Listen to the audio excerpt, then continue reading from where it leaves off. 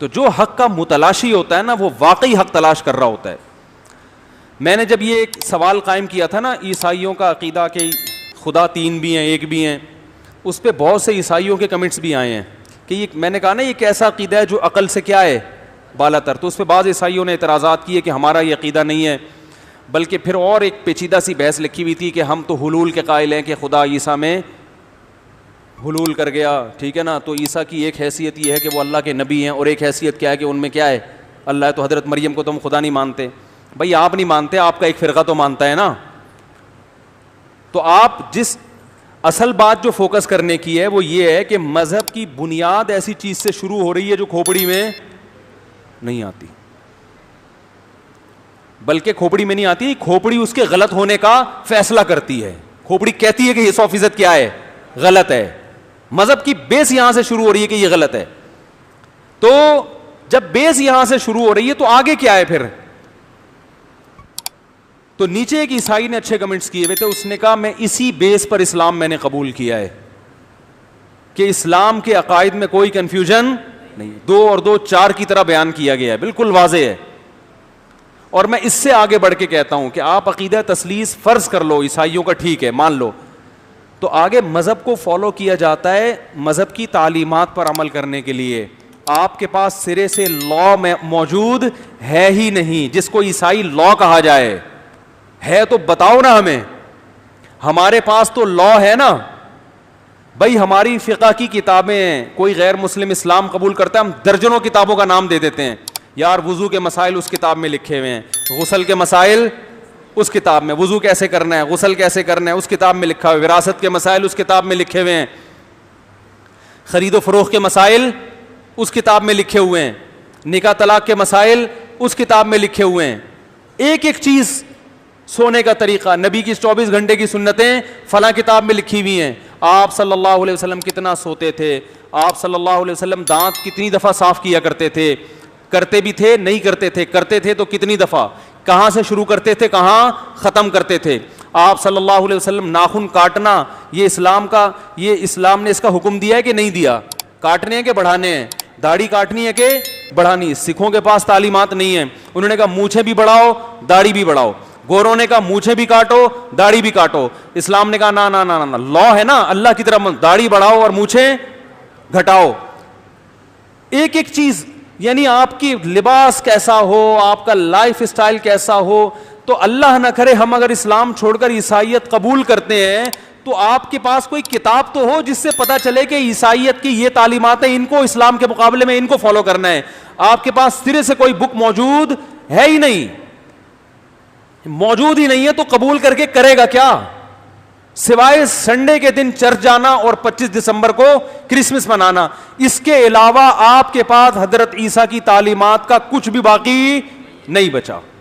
باقی یہ کہ سچ بولنا چاہیے جھوٹ نہیں بولنا, یہ تو اقوام متحدہ بھی کہتی ہے, اس کے لیے عیسائی ہونے کی کیا ضرورت ہے.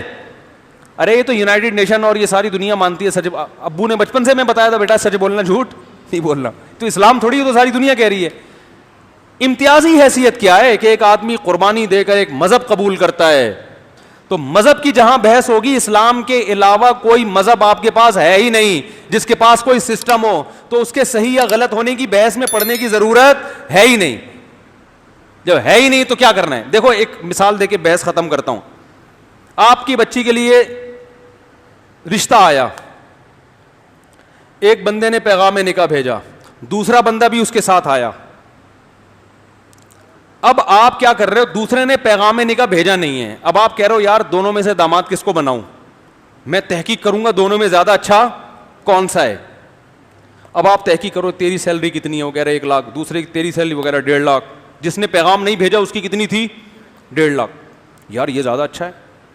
اگلا کہے گا بھائی تو نے میری 1.5 لاکھ اور 1.5 کروڑ پیغام میں نے بھیجا ہی نہیں ہے, تو میری تفتیش کیوں کر رہا ہے. اگر یہ ثابت ہو جاتا ہے میں اس سے اچھا ہوں تو میں تھوڑی شادی کرنے کے لیے تیار ہوں, میں تو اس کو لے کر آیا ہوں. تو اس کو اس سے کمپیئر کیا جائے گا, کسی دوسرے نے بھی پیغام بھیجا ہو تو ان دونوں میں سے دیکھا جائے گا. جب تو نے بیٹی مجھے دینی نہیں ہے نہ میں نے لینی ہے, تو پھر میرے کو اس سے مجھے کمپیئر کرا کے تیرے رزلٹ کیا نکلے گا. تو جب ہمارے پاس چلنے کے لیے اسلام کے علاوہ کوئی ایسا مذہب ہے ہی نہیں جس پہ چلنا پاسبل ہو, ممکن ہو, تو پھر کسی دوسرے مذہب کی تحقیق میں ٹائم ویسٹ کرنے کا فائدہ کیا ہے کہ سچا ہے کہ اچھا ہے کہ گندا ہے, صحیح ہے کہ باطل ہے, کرنا کیا ہے ہی نہیں. جب اس کے پاس تعلیمات ہی نہیں ہے, کچھ ہے ہی نہیں اس کے پاس, کوئی کتاب نہیں ہے جس کو فالو کیا جائے, جس میں A to Z مسائل لکھے ہوئے ہو, تو اس کے برحق ثابت ہونے سے بھی پریکٹیکل لائف پہ کوئی اثر نہیں پڑے گا. تو اللہ نے اس لیے حق اور باطل کو اتنا واضح کیا نا کہ اسلام کے مقابلے میں کسی مذہب کو پنپنے ہی نہیں دیا ہے, تاکہ لوگ اس کنفیوژن میں پڑے ہی نہیں کہ کون سا مذہب صحیح ہے کون سا غلط ہے. پنپنے ہی نہیں دیا کہ اتنا اللہ نے اسلام کو, جیسے ایک ملک نے سفیر بھیجے, اب 2-4 جھوٹے سفیر بھی آ گئے نا, اب نیا آدمی کنفیوز ہو رہا ہے, یار ہمارا ملک کا سفیر کنفیوز ہو رہا ہے, امریکہ کا سفیر یہ والا ہے کہ یہ والا ہے کہ یہ والا. تو امریکہ نے کیا کیا, وہ جو باقی 3 تھے نا, اپنی ایجنسی والوں کو بولا کہ ان کو لے جا کے چڈی بنیان پہنا دو. کیا کر دو, ان سے یہ 3 پیس سوٹ اتارو, یہ کم بخت دھوکہ دے رہے ہیں بھائی, یہ کیا کر رہے ہیں, یہ 3 پیس سوٹ ٹائی کو دیکھ کے پاکستانی سفیر کنفیوز ہو رہا ہے کہ یار یہ والا, تینوں چاروں انگلش ایک جیسی بول رہے ہیں. تو امریکہ کیا کرے گا, امریکہ بولے گا ان تینوں کو اٹھاؤ, اپنی پولیس بھیجی اس نے, ان کو اٹھاؤ اور ان سے کوٹ پینٹ چھینو اور چڈی بنیان, دھوتی بنیان یا چڈی بنیان پہنا دو, تاکہ پاکستانی سفیر اس کنفیوژن میں ہی نہ پڑے کہ یہ والا ہے کہ اس کو پتہ چل جائے گا بھائی یہ نہیں ہو سکتے. تو اللہ تعالیٰ نے اسلام کے مقابلے میں کسی مذہب کو پنپنے دیا ہی. کنفیوژن میں پڑھیں کہ یار ہندوازم کا اسلام سے مقابلہ کرائیں یا عیسائیت کا, پھر دیکھیں کون سا صحیح ہے. اللہ نے کہا اس کے علاوہ تمہیں کسی کے پاس تعلیمات ملیں گی نہیں. تبھی مفتی صرف مسلمانوں میں ہوتے ہیں, غیر مسلموں میں مسائل بتانے والے مفتی نہیں ہوتے. روحانی پیشوا ہوتے ہیں, دم درود والے. مسائل بتانے والے وہ صرف کہاں ملیں گے آپ کو, اسلام میں. یہ لقب صرف مسلمانوں کے مذہبی لیڈر کے پاس ہے. عیسائیوں میں پادری ملے گا, مسائل بتانے والا نہیں. وہ وراثت نہیں بتائے گا کہ باپ مر گیا تو بیٹے کو کتنی وراثت, پادری کبھی نہیں, اس کے پاس ہے ہی نہیں بتانے کے لیے. وہ کہے گا لا کو فالو کرو. جبکہ ہمارے ہاں عدالتیں ہمارے پاس فتویٰ بیچتی ہیں کہ مفتی سے پوچھو کہ کتنا.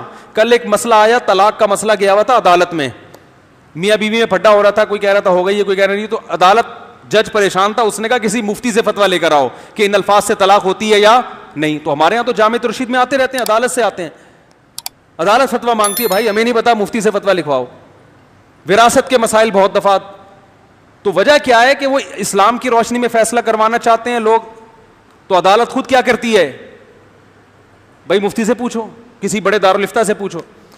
تو یہ اللہ تعالیٰ نے اسلام کے مقابلے میں کسی کو پنپنے بولو بھائی دیا ہی نہیں, یہ بحث ہی ختم کر دی. تو باطل کو پہچاننا اتنا زیادہ ٹینشن والا کام نہیں ہے, 2 منٹ کا کام ہے, بشرطے کہ انسان کھوپڑی کا صحیح استعمال, اور انگلی توڑنے والوں سے کیا رہے, ہوشیار, کہ سوائے اور یہ وسوسے پیدا کر کے آپ کے ایمان کو کیا کرتے ہیں, خراب. اللہ تعالیٰ عمل کی توفیق عطا فرمائے.